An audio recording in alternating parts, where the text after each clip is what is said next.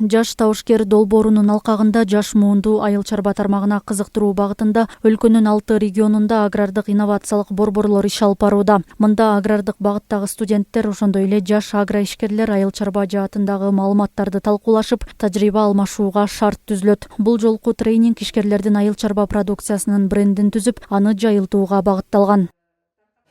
Мен кантип бренд боло алам? Мен мисалы ат коёй эле, анан бир кагаз чаптап койсом эле бренд болуп каламбы деп көп адамдардын, көп жаш ишкерлердин ошондой бир жаңылыштыгы бар да. Көлдө мисалы алма бак, мөмө жемиштер, ошол мөмө жемиш багын отургузуп атканда эле ошондой ойлонуп башташ керек. Мен буну кантип сатам? Мен каяка сатам? Буну кандай түрдө сатам?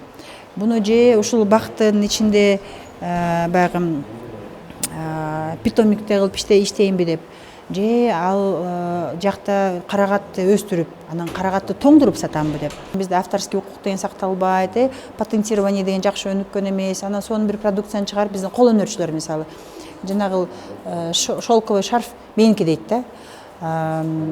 Демек, меники деш үчүн сен кандайдыр бир патент, бир автордук укукту сакташың керек. Ошол тууралуу кептер курулат ушул агро инновациялык борбордо. Долбоордун алкагында өлкөнүн 6 аймагынан 15 бизнес долбоорлор тандалып алынып, грант аркылуу каржыланды. Жаш ишкерлер өздөрүнүн айыл чарба стартаптарын жана идеяларын ишке ашырууга мүмкүнчүлүк алышат. Долбоор 18 жаштан 35 жашка чейинки аймактагы жаштар үчүн агро өнөр жайда киреше алып келүүчү мүмкүнчүлүктөрдү түзүүгө багытталган. Айрымдары учурда чакан ишмердүүлүктөрүнүн жыйынтыктарын көрүшүүдө. Балык тармагында эмгектенебиз. Бул тармакта менин апам 20 жылдан бери эмгектенип келген.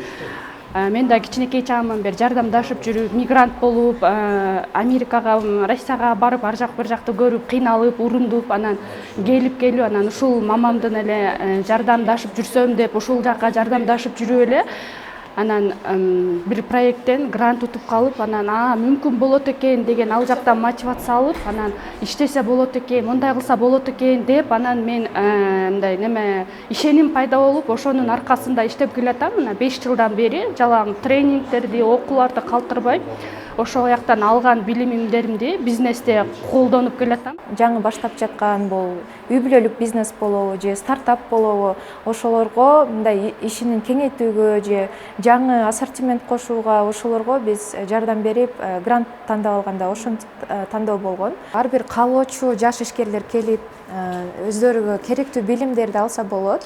Агро борборлордо ар дайым бизде тренингдер, экскурсиялар, окутуулар жүрүп жатат. Бардык окуулар акысыз. Аталган долбоор Enactus Кыргызстан Европа биримдигинин каржылык колдоосу менен ишке ашырылат. Ал эми Кыргыз Республикасынын айыл чарба министрлиги жогорудагы борборлор менен тыгыз иштөөгө даяр. Борборлордун негизги максаты жаштар, айымдар жана калктын аярлуу топтору үчүн жашыл технологиялар чөйрөсүндө иш менен камсыз кылуу жана киреше алып келүүчү ишмердикти өнүктүрүүгө колдоо көрсөтүү.